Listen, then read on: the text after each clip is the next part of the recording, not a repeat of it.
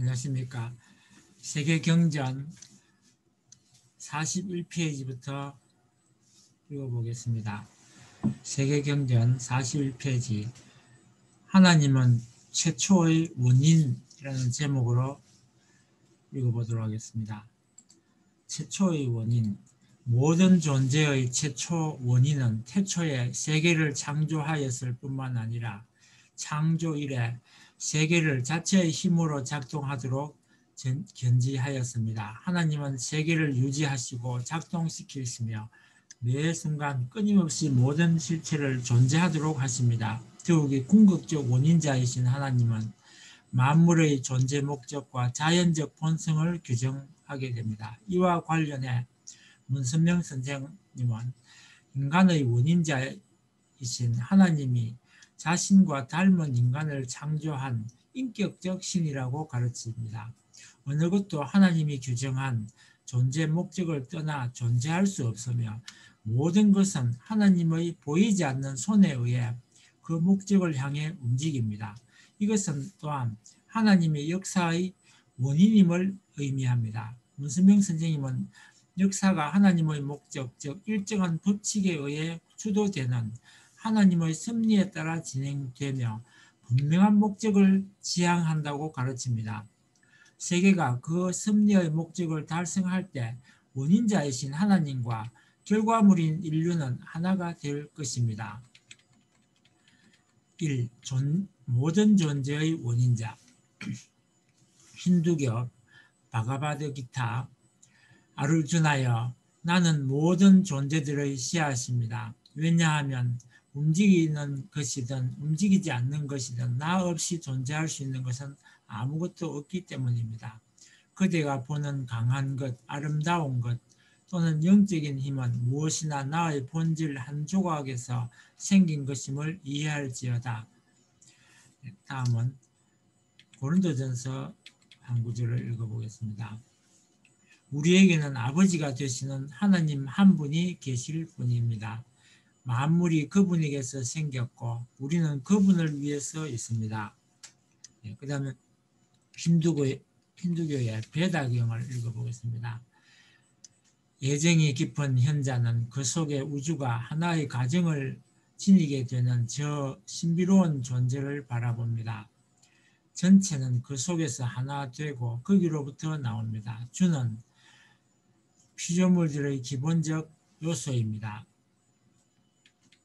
또 이슬람의 꾸란을 읽어보겠습니다. 그분은 창조하시고 되돌려 주실 수 있는 분입니다. 그분은 사랑으로 관대하신 분, 영광스러운 옥조와의 주인이시며 원하시는 바를 이루시는 분이시니라. 그 다음에 시크교의 자푸지를 읽어보겠습니다.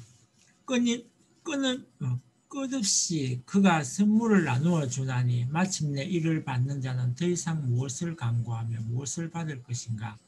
삼라만상이 그에게 양식을 받나니 그는 시험한 주제자 그의 명으로 온 우주가 운행되도다. 나나커가 말하노니 그는 영원한 지복이요 영원히 충만하도다. 예, 아프리카 전통 종교인 약한족의 격언을 읽어보겠습니다.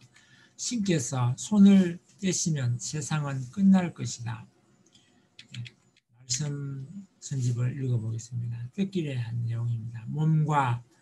몸의 눈, 귀, 코, 입 등은 모두가 태어나기 전에 이 세상에 있는 모든 것을 알고 나왔습니다. 인간 자신이 모든 것을 알 수 있었겠는가? 그것을 아는 존재는 인간 이상의 전지한 존재가 아닐 수 없습니다. 그 존재가 하나님이십니다.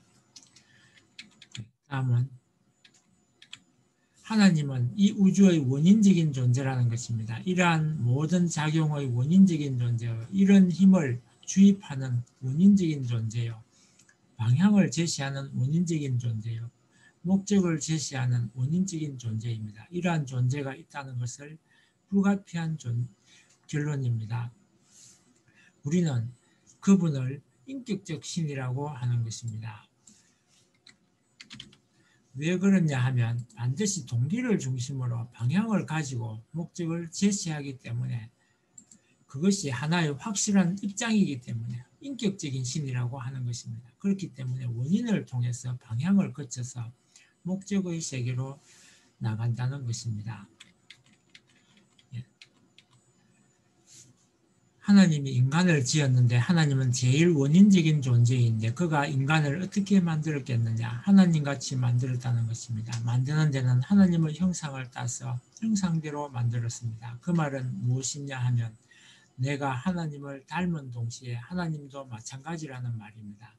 내가 아버지를 닮은 동시에 아버지는 누구를 닮았겠어요?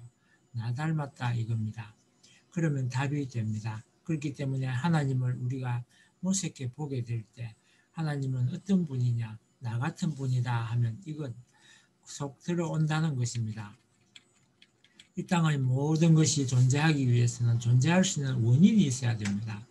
오늘날 우리가 살고 있는 사회, 우리가 지내고 있는 이 나라, 우리가 바라보는 이 세계도 결과의 자리에 있는 것입니다.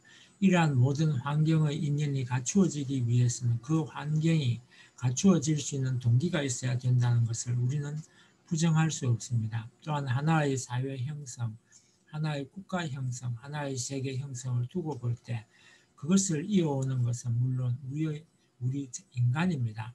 그렇지만 인간이 형성될 수 있는 근본 원인은 인간 자체가 될 수 없습니다. 인간은 어디까지나 결과적 존재의 입장을 피할 수 없는 것입니다.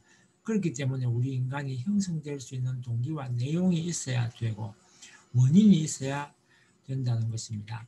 개개의 인간에겐 무한한 소망이 있고 무한한 욕망이 있고 무한한 이상이 있습니다. 그 결과인 우리 인간이 이런 존재가 되기 위해서는 먼저 그럴 수 있는 원인이 있어야 됩니다. 그 원인이 바로 우리가 말하는 하나님이라는 것입니다.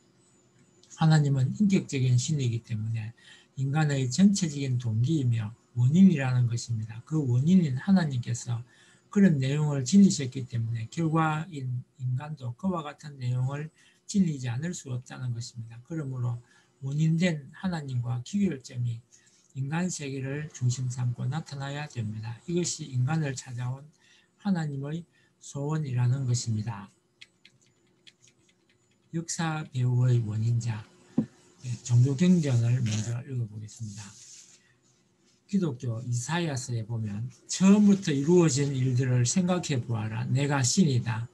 나밖에 없다. 내가 하나님이다. 나와 같은 자 또 어디 있느냐. 처음부터 장차 있을 일을 일러주고 이루어지기도 전에 미리 알려준 자 나밖에 없다. 무엇이든지 내 뜻대로 된다. 나는 결심한 것은 이루어야 만다 하고 주장할 자 나밖에 없다. 나만이 해돋는 곳에서 독수리를 불러오며 먼 곳에서 내 뜻을 이룰 사나이를 불러온다. 나는 한번 말한 것은 이루어야 만다. 계획을 세운 것은 그대로 하고야 만다. 우란의 내용을 읽어보겠습니다. 마치 글을 쓴 종이 두루마기를 마는 것처럼 우리가 하늘을 마는 날을 기억하라.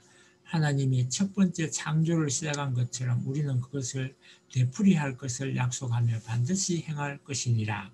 우리는 시편 속에서 모세에 대한 훈계 후에 그 땅은 나의 올바른 종들이 상속할 것이라고 이미 기록해 두었느니라.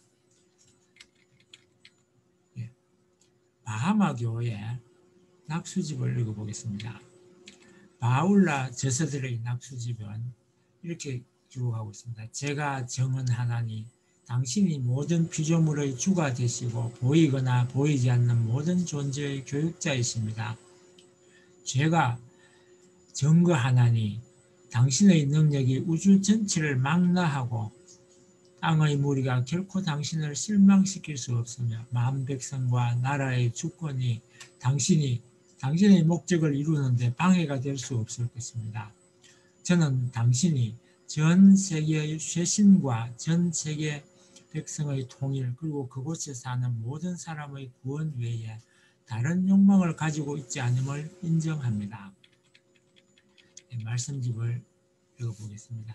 세계의 모든 종교는 우주의 근본 원인을 창조주 혹은 하나님이라는 분을 제일 원인으로 인정하는 데서부터 출발합니다. 그런 하나님이 계신다면 그 하나님은 선이시요 영원 불변하시고 유일하시며 절대적인 분이어야 합니다. 하나님께서 이 세상을 지으셨다면 거기에는 반드시 창조 목적이 선행되었을 것입니다. 그리고 그 창조 목적 역시 영원, 불변, 유일, 절대적이어야만 합니다. 인간 자체를 논하게 될 때 인간은 어디까지나 결과적인 존재이지 근원적인 존재가 아닙니다. 내가 제일 원인적 존재라고 주장하는 사람은 하나도 없습니다. 원인은 모르지만 결과적인 존재로 태어났습니다. 사람이 무엇이냐는 문제를 생각할 때 결과적으로 태어난 사람에게는 사람 될 수 있게 된 동기가 있음에 틀림없으니 제일 원인적인 존재로 제시할 근유가 있어야 된다는 것입니다. 그렇기 때문에 신에 대한 문제를 놓고 나에 대한 확실한 답, 신에 대한 확실한 답을 내릴 수 있어야 됩니다. 그런 터전 위에서만 내 개인의 인생관이 설정되고 가정이 어떻게 살아야 나가고 사회가 어떻게 살아나가고 국가가 어떻게 살아나갈 것이며 세계가 어떻게 될 것인가 앞으로 이 세계의 종말이 어떻게 될 것인가의 방향을 설정할 수 있다는 것입니다. 그것은 나만의 방향이 아닙니다.